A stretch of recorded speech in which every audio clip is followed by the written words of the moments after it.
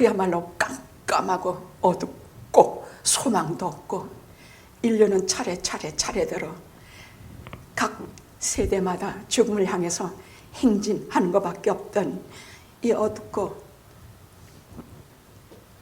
타락된 세상 속에 하나의 큰 빛이 임하셨나이다. 그 빛은 돈 많은 사람과 권세 있는 사람과 결탁하러 온 것이 아니라 가난한 자와 병든 자와 소외된 자, 이 땅에서 갈 곳 없는 사람들을 위하여 그렇게 오신 하나님의 아들이십니다. 이 진리를 알게 되기까지, 이 그리스도를 만나게 될 때까지, 이 그리스도의 복음을 우리가 영접할 때까지 저희가 헤맸던 그 많은 시간, 저희가 몰랐던 그 암흑의 터널, 그 모든 것이 저희 인생의 과거가 된 것이 아니라 그것은 한달음에 주님의 빛 가운데 다 사라지고 이제 우리의 인생에 그것이 시작된 날로부터, 주님이 저희 생애에 개입하여 들어오신 날로부터 우리는 빛과 소망 가운데 걸어오게 하셨습니다. 아무리 갈 길 몰라 길 잃고 헤매도 주님께서 우리의 손을 잡아서 친히 이끌어 주셨으며, 우리가 죄 가운데서 헤맬 때에는 내가 있어야 될 자리가 아님을 아시고 주님께서 친히 오셔서 저를 뒤에서 밀으시며 앞으로 이끌어 주셨나이다. 그리하여 아까 우리 안영세 장로님이 기도한 것처럼 나뭇가지, 마른 나뭇가지처럼 다 떨어져서 땅바닥에 버려진 나를 당신께서 다시 집어서 꺾어진 갈대와 꺼져가는 등불을 다시 집어들으시어 다시 불을 켜시고 다시 입김을 불어넣으시어 우리를 당신께 접붙이어 오늘날 우리 영혼은 우리 주 예수 그리스도의 껌딱지가 되어 절대로 예수 그리스도 안에서 그 아름다움과 수액을 받지 아니하는 시간이 1초도 없게 하셨나이다. 오늘 당신께서 이 땅에 저희를 위하여 오신, 나를 위하여 오신, 하나님의 자녀들을 위하여 오신 이 귀한 날을 마음속 깊이 감사와 은혜와 기쁨과 그리움과 감사함으로 가득 차는 시간이 되게 하시고, 오늘 드리는 예배가 온전히 하나님의 전에 올라가 하나님 나라의 큰 등불을 켜게 하여 주시사 하나님께서 기록하시는, 하나님이 기뻐하시는 한 예배가 되게 해 주시옵소서. 예수님의 이름으로 기도드리옵나이다. 아멘, 아멘.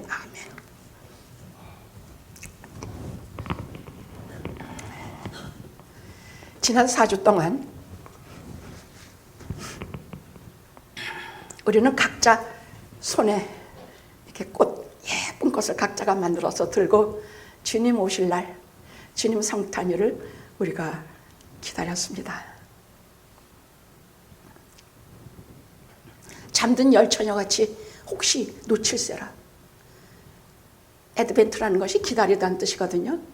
마치 먼 여행에서 기차나 버스나 비행기를 타고 돌아오는 분을 공항에서 기다리는 것처럼 그렇게 꽃을 들고 주님을 기다렸는데, 행여나 저희가 우물쭈물하다가 우리를 그냥 두고 혼인잔치가 열릴까 봐 마음 졸이며 이 한 시간을 기다렸습니다.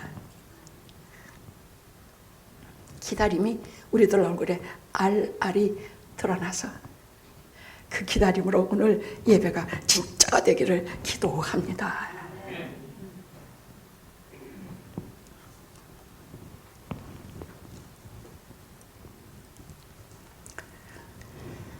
성탄에 하나님의 아들이 이 세상에 탄생하신 본질, 의미, 목적, 그건 딱 하나입니다.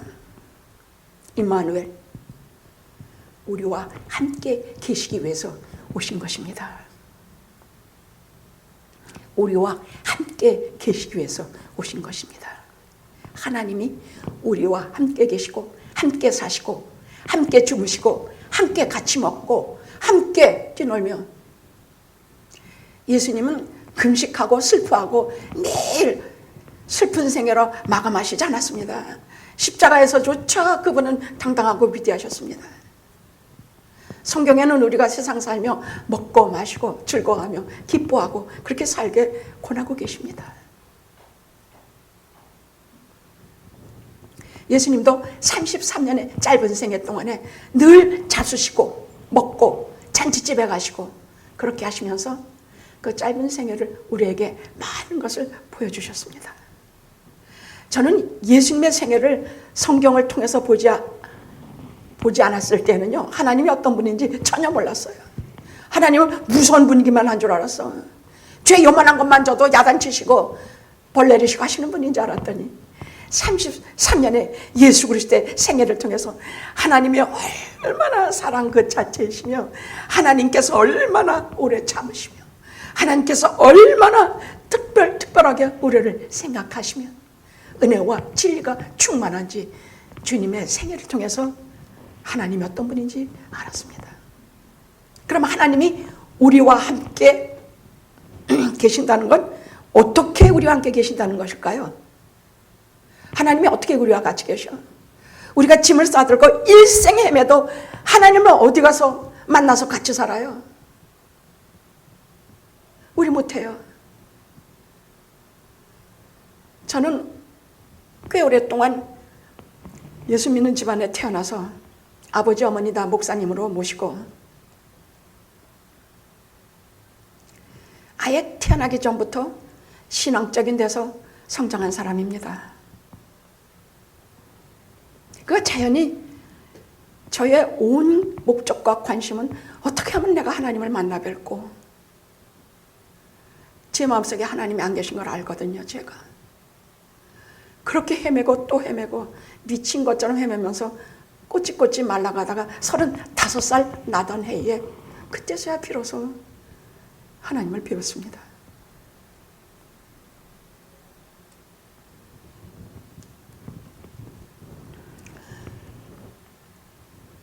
그 하나님이신 주님을 배웠고 제가 가장 느낀 것이 다시 시작할 수가 없는 정말 엉망진창인 죄인된 제가 다시 시작할 수가 없더라고.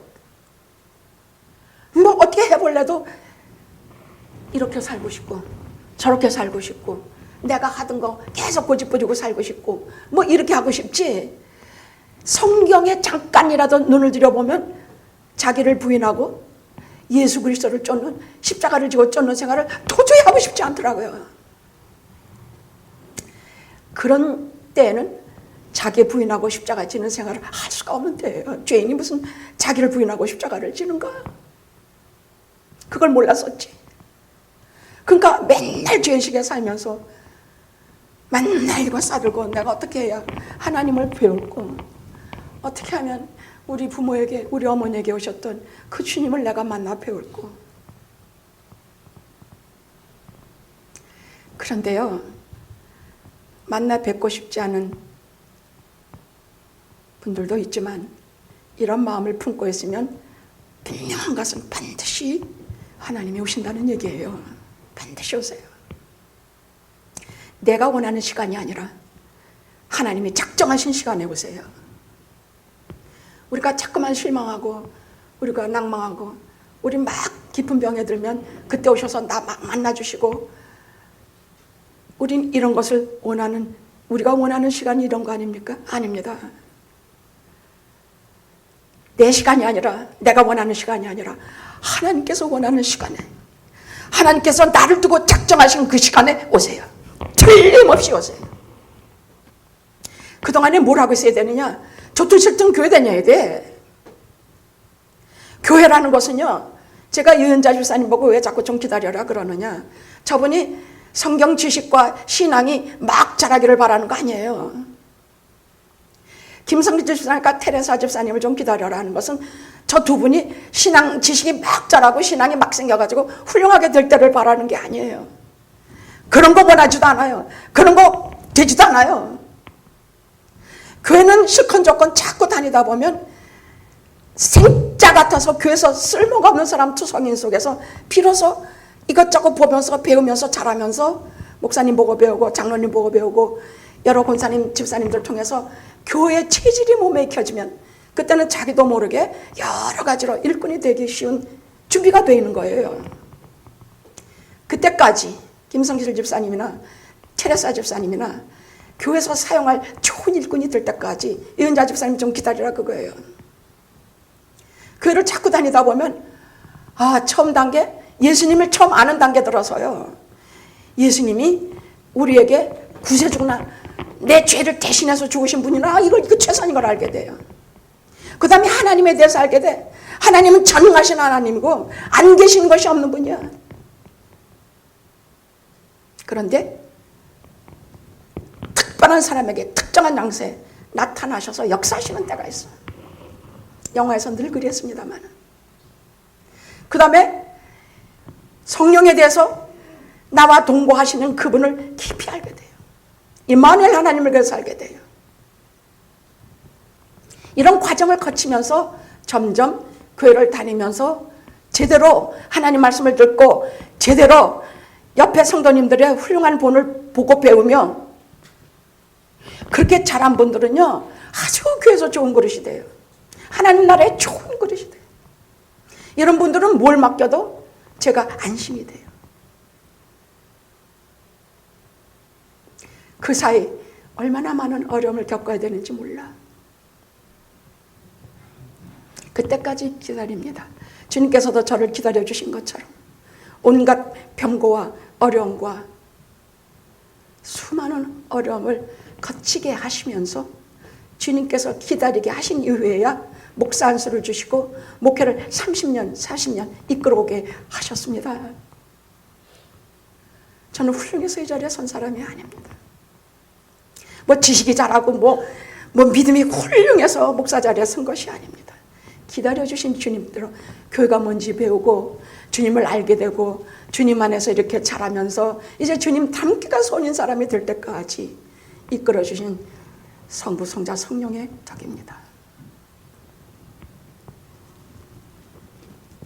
자, 성탄의 본질, 목적, 그것은 임마누엘, 하나님이 우리와 함께 계시다.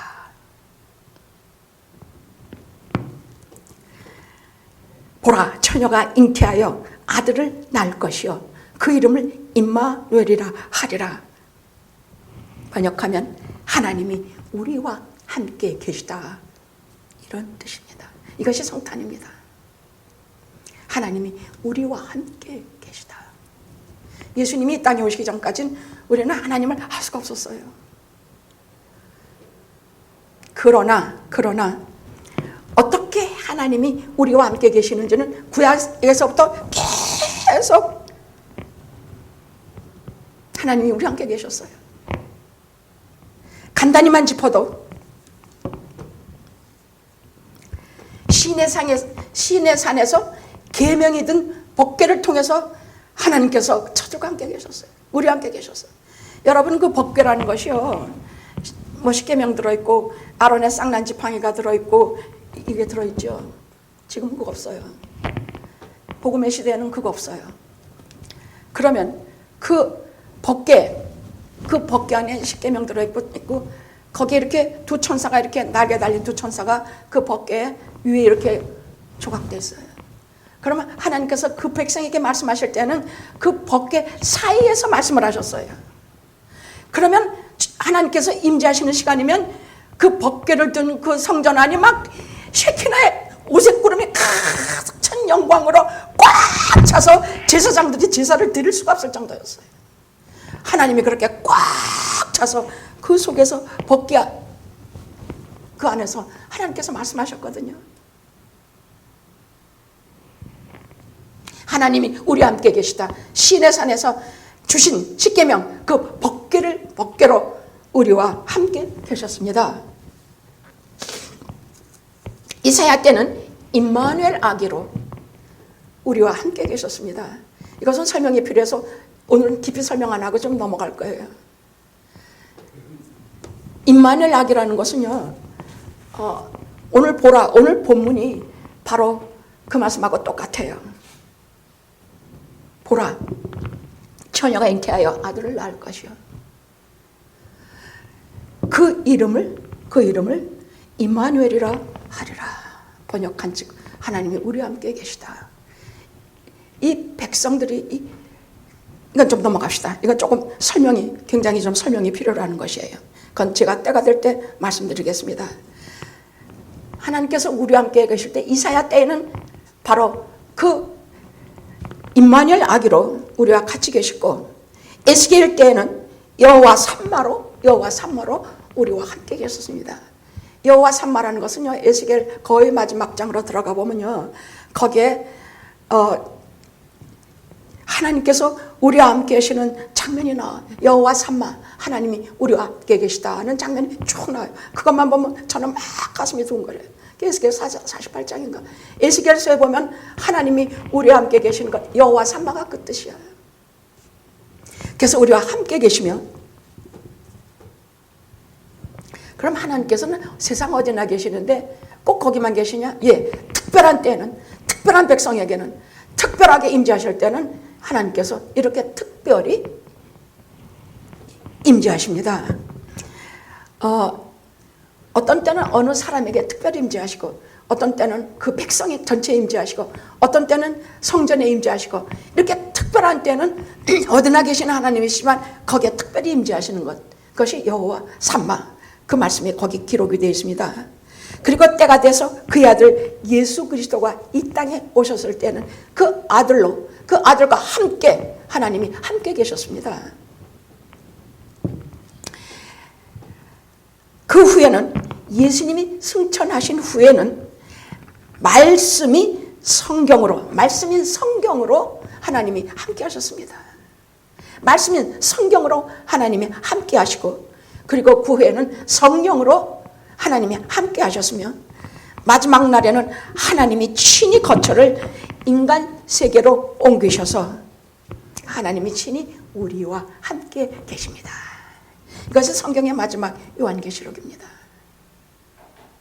하나님이 우리와 함께 계신다, 임마누엘. 하나님이 우리와 함께 계시는 것은 성경의 이런 과정을 쭉 통해서 하나님이 우리와 함께 계시는 것입니다.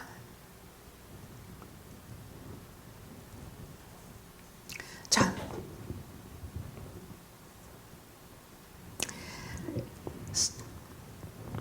성탄에 오신 주님은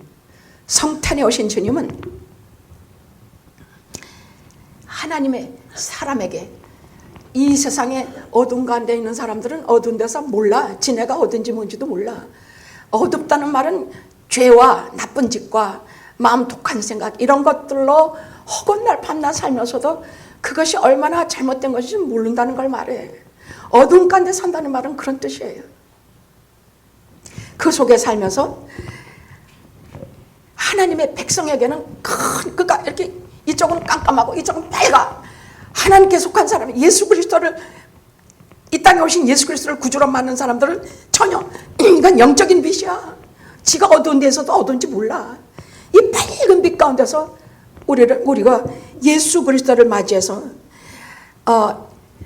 사람을 살리러 오시는, 허물과 죄로 죽은 우리를 살리러 오신 성탄에 오신 주님을 우리가 하나님의 백성들이 맞이하게 되는 것입니다. 성탄에 오신 주님은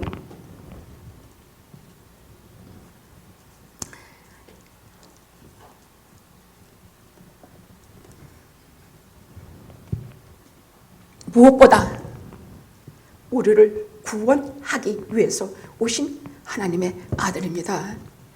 십자가를 지신 주님이 온갖 죄와 슬픔과 눈물과 부르짖음을 함께 겪으시며 우리를 다시 살리시기 위한 생명의 주님이시라는 말씀입니다. 조금 어려운 말인 것 같지만 그냥 알고 넘어가시면 됩니다.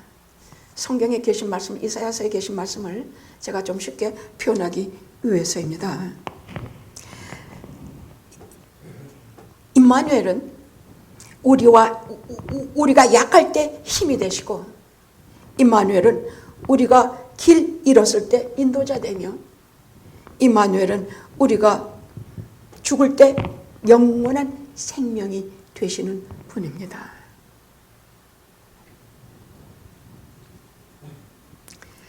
그래서 사방으로 우겨싸움을 당해도 우리가 거기에 쌓이지 아니하며 답답한 일 당해도 낙심하지 아니하며 핍박당해도 버림받지 아니하며 거꾸로 뛴을 당해도 당하지 아니합니다.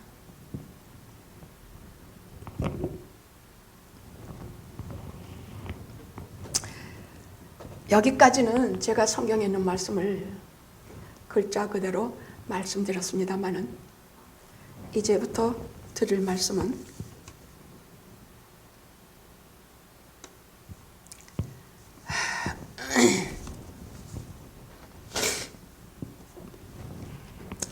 임마누엘, 하나님과 함께 하시는, 하나님이 함께 하시는 우리의 실생활, 우리의 실상은 어떠냐, 이걸 좀 현실적으로 조금 건드려보고 넘어갈까 합니다.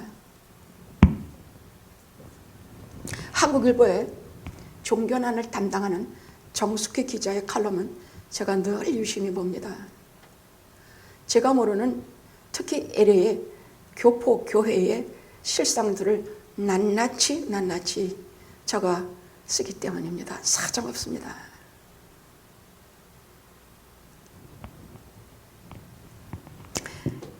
끊임없는 갈등과 분열, 이것이 한인교회의 역사다.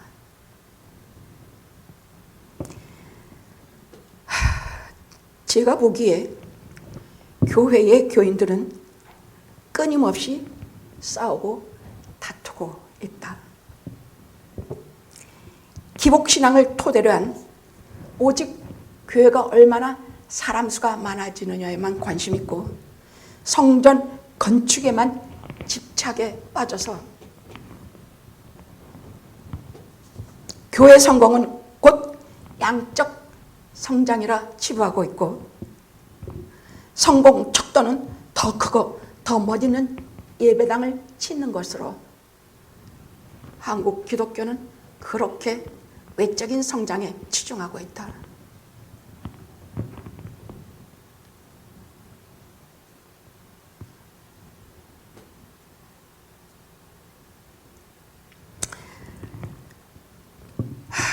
사람을 채용하는 회사나 식당에서는 인터뷰가 들어오자 기도부터 하는 사람은 아예 채용을 거절한다고 합니다.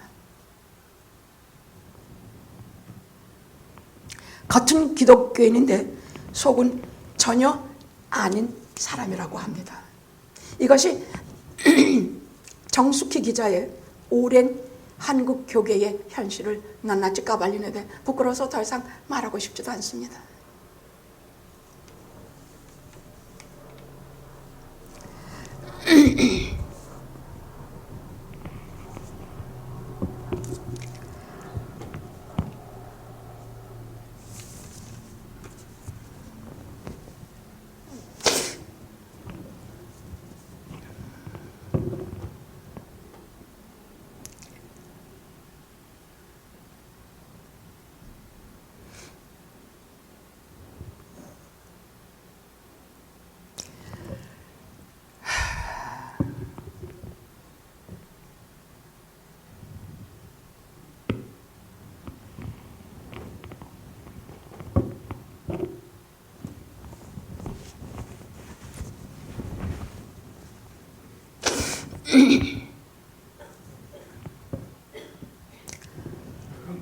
오늘은 예수님 탄생의 날인데 좋은 얘기만 하고 싶지만은 현재 교회의 현실을 짚지 않으면 우리는 언제나 가면적이고 위선적인 기독교인으로 살아야 되기 때문에 오늘 짚고 넘어갈 것은 반드시 짚고 넘어가려고 합니다.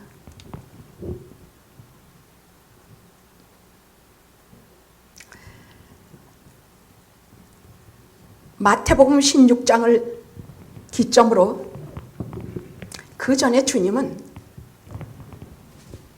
정말 사랑의 주님으로 위로하며 모든 사람들의 말을 다 들어주시는 주님이십니다. 마태복음 16장 이전에 주님은요, 아프면 아픈 자, 문둥병이면 문둥병자, 누구를 막론하고 병자와 가난한 자, 아픈 자들을 다 돌보시며 다 사랑하시고 지키십니다. 글자 그대로 임마누엘 하나님, 우리와 함께 하시는 하나님, 가난한 자와 병든 자들과 함께 하시는 하나님으로 마태복음 16장까지는 그렇게 기록이 되어 있습니다. 근데 마태복음 16장을 기점으로 그 전에 가난해서 눈물이 마를 길 없는 가정에 대해서 한없는 물질이나 사랑이나 모든 것을 퍼부어 주시고, 너무 병이 깊어서 36년간 버려진 환자를 찾아가서 낫게 해주신다든지, 굶주린 베스에다에 5,000명을 먹이시면서 심지어는 과부에 하나밖에 없는 아이가 죽자 달리다쿰 소녀여 일어나라 하고 친히 일으켜 주시는 주님으로, 우리가 늘 가까이 하고 보고 있던 그 주님으로 마태복음 16장까지는 그렇게 기록이 되어 있습니다. 그런데 16장부터 어떤 것이 나오느냐? 그 다음부터는 가이사랴 필리포에서의 마지막 단문이 나옵니다. 문답이 나옵니다. 이제 사울이면 십자가를 앞에 두시고 가이사랴 필리포에서 당신의 제자들과 문답을 나눕니다.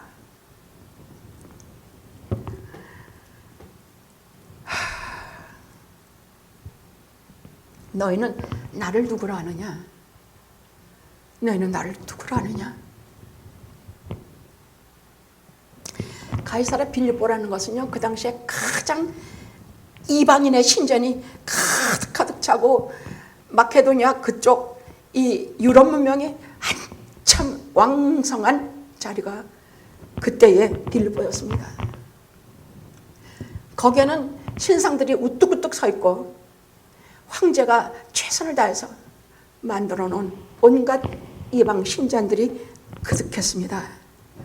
그 속에 서서 초라한 옷을 걸치신 예수님께서 그 굉장한 세상의 문명 속에서 예수님이 이제 마지막 길을 가시기 전에 제자들에게 묻습니다. 너희는 나를 누구라 하느냐?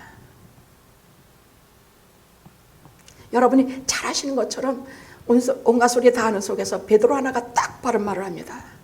주는 그리스도시요 살아계신 하나님의 아들이십니다. 이 이상의 고백도 없고 이 이하의 고백도 없습니다. 주는 그리스도야, 메시아야, 우리를 구원하시는 하나님이시오. 주는 그리스도시요 살아계신 하나님이십니다.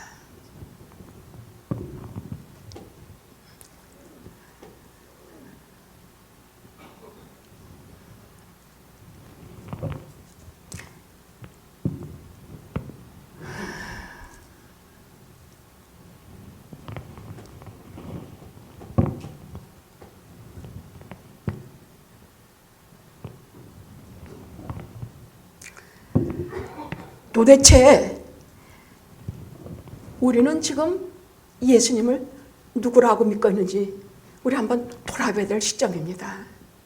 나 병락교에서 믿는지, 도대체 왜 예수를 믿고 있는지 한번 짚어야 될 시점이 아니겠습니까? 기쁜 성탄절날 이거를 짚고 넘어가지 않으면 우리의 모든 신앙이 잘못된 토대에 서기 때문입니다. 너희는 나를 누구라 하느냐? 휘황찬란한 이 세상 속에서 우리가 믿고 가는 예수님은 저렇게 거지같이 남루한 옷을 입은 노숙자 같은 차림의 예수님이란 말인가? 우리가 눈으로 못 봐서 그렇지 예수님은 그 당시에 노숙자와 같았습니다. 그 찬란한 황제들과 신상들과 금들이 번쩍이는 속에서 저들이 섬기는 예수님이란 하나님의 아들이긴커녕 내일 하루도 어떻게 먹어야 될지 모르는 노숙자 같은 모습이 예수님의 모습이셨습니다. 너희는, 오늘 우리는 예수님을 누구라 하는가? 누구라 하는가? 우린 예수님을 누구라 해? 우리가 배웠으니까 하나님의 아들입니다. 우리가 온갖 소리 하지만 우리가 그 모습을 그렇게 봤다면 할 말이 없었을 것이에요. 하나님의 아들은커녕 무슨 거짓 노숙자같이 보였을 것이야. 거기에서 베드로의 답변은 영원히 금자탑이야. 영원히 금자탑. 옆에서 무슨 큰 빌딩이 올라가고 수백만 백만 장자들이 자기네 부를 과시하건 말건 온갖 그 황금 빌보라고 하면 굉장히 황금의 도시였거든요. 그런 것 상관없이 주는 그리스도시여 우리를 구원하시는 구세주란 뜻이야. 주는 그리스도시야. 메시아란 뜻이야. 주는 나를 죄에서 구원하시는 그리스도라는 말이야. 주는 나를 영원히 죄에서 해방시켜 주실 그리스도라는 뜻이야. 주는 그리스도시야. 내가 과거에 어떤 죄를 지었건, 지금 어떤 죄를 짓건, 앞으로 어떤 죄를 짓건 영원히 나는 하나님의 사람으로 나를 구원하실 그리스도라는 뜻이야. 그 남난 초라한 목수에 불과한 33살짜리 사람에게 우리 그렇게 고백할 수 있습니까? 오늘 우리가 맞이하는 분은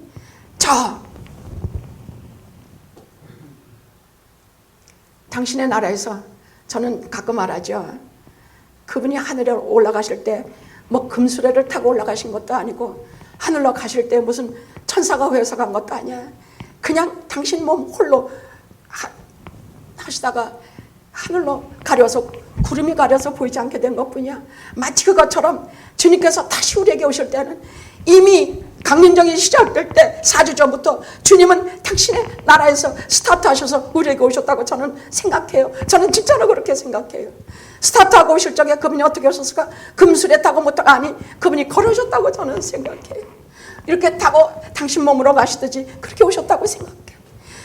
우리에게는 도저히 걸어올 수 없는 길이지만 하나님이신 예수님께는 잠깐이야.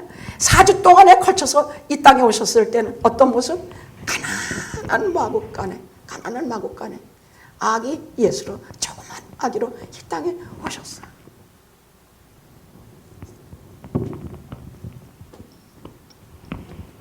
너희는 나를 누구라 아느냐? 우리가 생각한 많은 것이 있죠. 제 죄를 용서하시는 분입니다. 제 병을 낫게 해주시는 분입니다.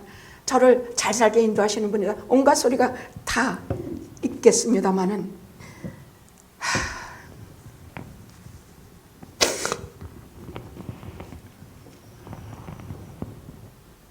주님께서 우리에게 말씀하신 것은요, 마태복음 16장부터는 자기 부인의 길을 가르치세요. 지금까지는 우리에게 다 들어주셨어. 배고프면 배고픈 거 다 해결해 주셨어. 우리에게 없으면 없는 거 다 있게 하셨어. 심지어는 성전세 반세계를 내야 되는데 돈이 없으니까 물고기를 잡아오기 위해서 그 입에서 돈을 끄집어내서 성전에 반세계를 바치게 하셨다는 얘기야. 뭐든지 다 해주셨어요. 근데 마태복음 16장 넘어서부터는 아니야. 그때부터는 자기 부인의 길을 걷게 하세요. 마태복음 16장이 뭐냐? 너희들은 나를 누구라 하느냐? 지금까지는 우리 병 고쳐주시는 분입니다. 지금까지는 내 생활을 책임져 주시는 분입니다. 지금까지는 돈이 없으면 돈 주시는 분입니다. 이렇게 다 허용하시고 그렇게 하셨던 주님이 16장부터는, 마태복음 16장부터는 우리에게 자기 부인하는 길을 가르치시며 이제 예수 그리스도가 우리를 진정한 하나님의 사람으로 만드시는 길을 우리에게 가르치기 시작해요. 너희는 나를 누구라 하느냐? 주는 그리스도시여. 참 기막힌 대답을 해요. 베드로가 그렇게 저보고 그렇게 물어보라 해도 도저히 그렇게 대답 못했을 것이야. 난데없이 지금 오셔서 너는 나를 누구라고 살았느냐? 모르겠어. 잘 모르겠어 정말. 그냥 우리의 구세주 그거 하나만은 알아. 내 죄를 용서해 주신 분 그거 하나만은 알지만 주는 그리스도시여. 메시아란 말이야. 나를 권하시는 분이란 말이야. 주는 그리스도시여. 살아계신 하나님의 아들입니다.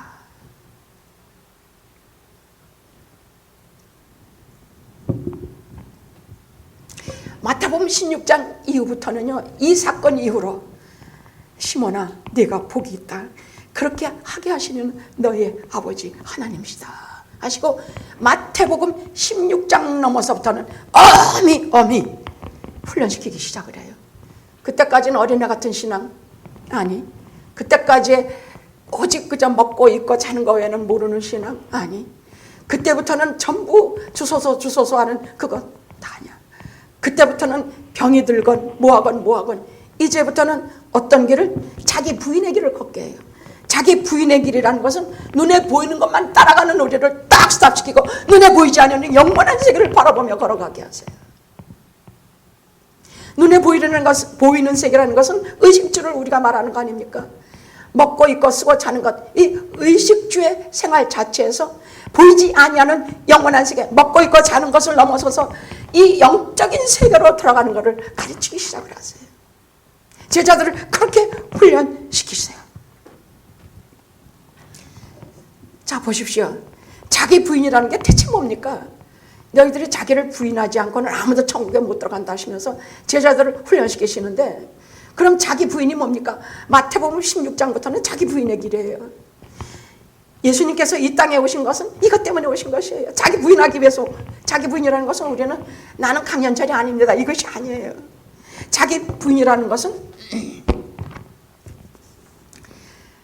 겉으로 보는 모든 세상의 욕망과 세상이 원하는 식의 부귀, 영화, 정력, 이것을 전부, 이것이 진짜가 아니다, 그것은 다 가짜다, 이런 것에 대해서 나 자신을 끌고 가려는 것을 스탑시키고 거기에 흠모하고 쫓아가는 인생의 자랑과 이 땅에서의 정력을 이걸 막는 것을 자기 부인의 길이라고 그래.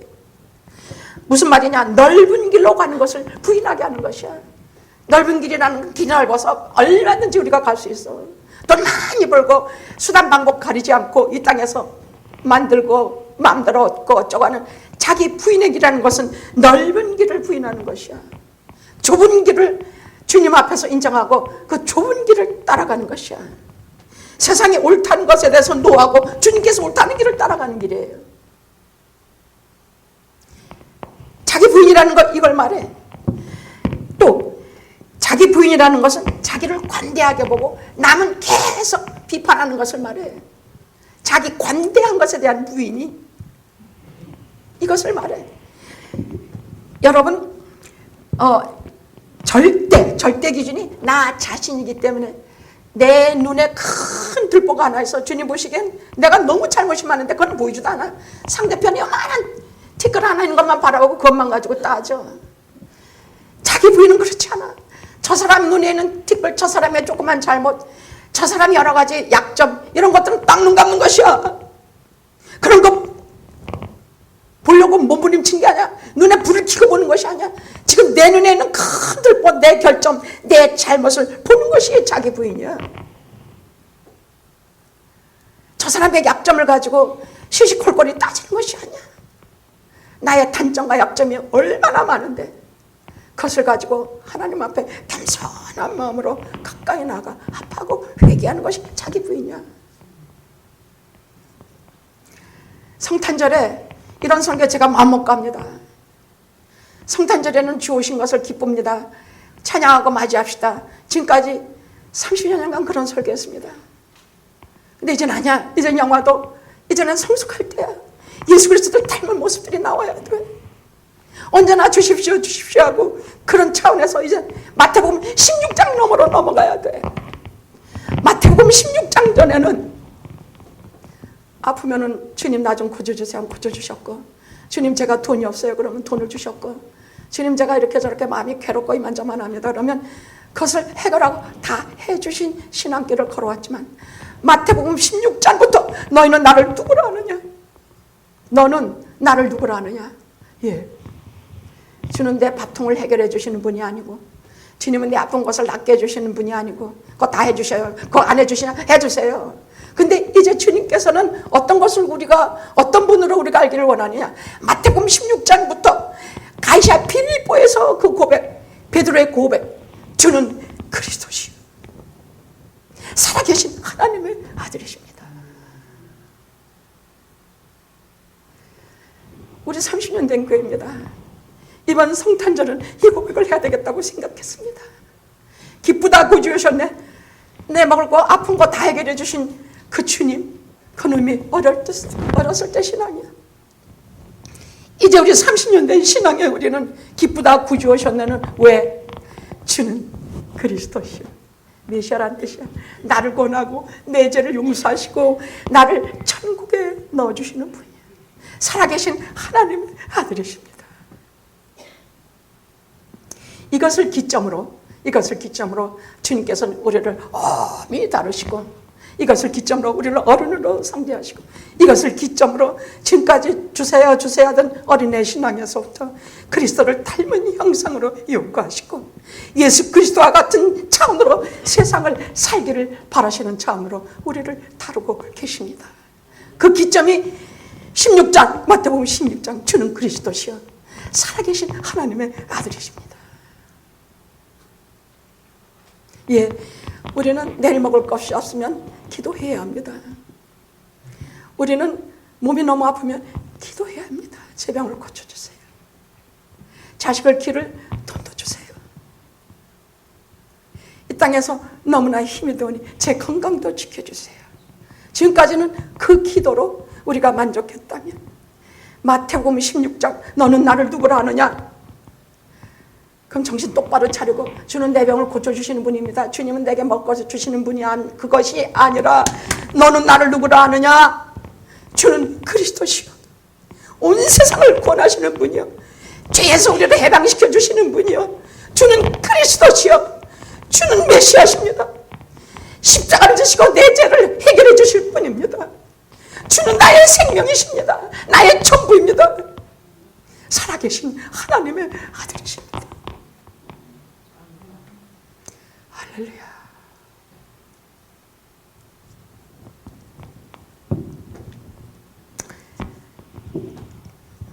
자기 부인이라는 것은요, 간단히 말하면 눈에 보이는 것만을 믿는 것을 부인하는 것이야.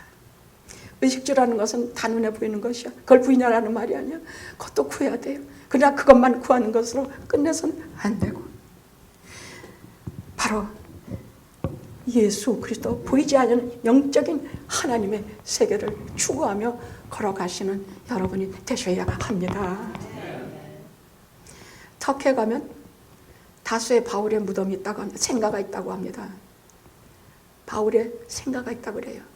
거기에 보면 아무것도 남은 거 없고 집토하고 우물토밖에 남은 거 없대. 다른 데 뭐 멋있게 져놓고 비석 져놓고 뭐가 하나도 없어. 오직 짧은 글씨로 여기가 바울의 생가다 이렇게 하면 적혀있다 그래요.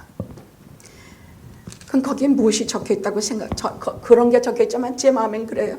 제 마음엔 무엇이 적혀있다고 조그만 표지 하나 붙어있는데, 그 표지는 보이는 것은 아무것도 없는 그 현장에서 뭐라고 그 표지는 말하고 있느냐? 우리의 돌아보는 것은 보이는 것이 다가 아니요. 우리가 지금 신앙생활에 가고 해가는 것은 보이는 것이 다가 아니야.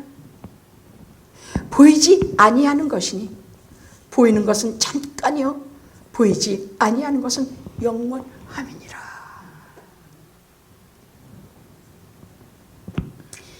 영원을 알려면 보이는 세계를 뛰어넘어서 그 너머의 세계를 보게 될 때에, 눈에 보이는 것처럼 보게 될 때, 성부성자 하나님을 볼 때, 영원하신 하나님의 세계를 볼 때에, 이 세계를 넘으면은 거기에 우리를 기다리고 계신 주님이 보일 때에 내 영혼이 살아서, 주님이 오신 날에는 육신까지 살아서 우리가 영원히 사는 그 나라를 바라보게 될 때에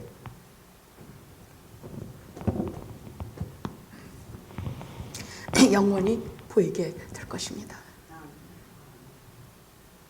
조금 어려운 설교예요.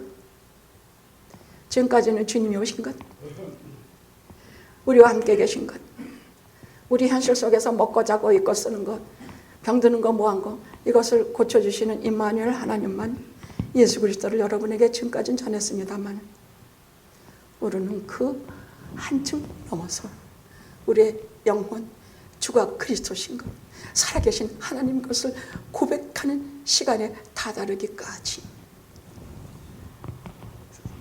성탄절마다 이 설교할 것입니다.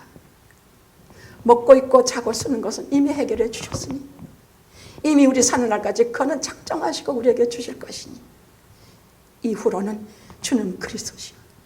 그리스도가 뭐예요? 무슨 뜻이에요? 그리스도가 무슨 뜻이에요? 좀 물어봅시다. 안용세 장로님, 그리스도라는 뜻이 무슨 뜻이에요? 메시아라는 구세주. 메시아가 무슨 뜻이에요? 구세주. 구세주가 무슨 뜻이에요? 나를 구원하셨다는. 내 죄에서 나를 구원하신다는 뜻이에요. 예수라는 뜻이 그 말입니다. 예수 따라합시다. 예수. 내 죄에서 나를 구원하시는 주님. 이것입니다. 임마누엘. 임마누엘은 뭡니까? 오늘 성경 말씀이죠. 우리와 함께 하시는 하나님. 시작. 우리와 함께 하시는 하나님. 그 뜻입니다. 성탄은 그것입니다. 자,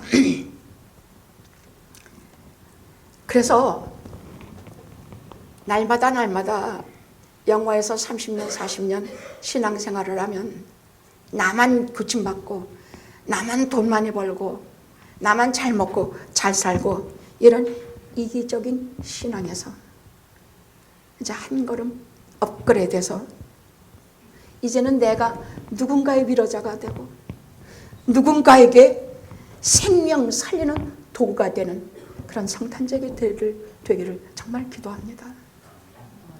지금까지는 받기만 하는 데서 마태복음 16장 주는 그리스도시요 살아계신 하나님의 아들입니다 하는 고백과 더불어 이제는 내가 누구의 생명의 도구가 되고 누군가를 도와주는 자가 되고 누구를 위로하는 자가 되면서 임마누엘 하나님이 함께 하시는 우리가 되기를 기도합니다.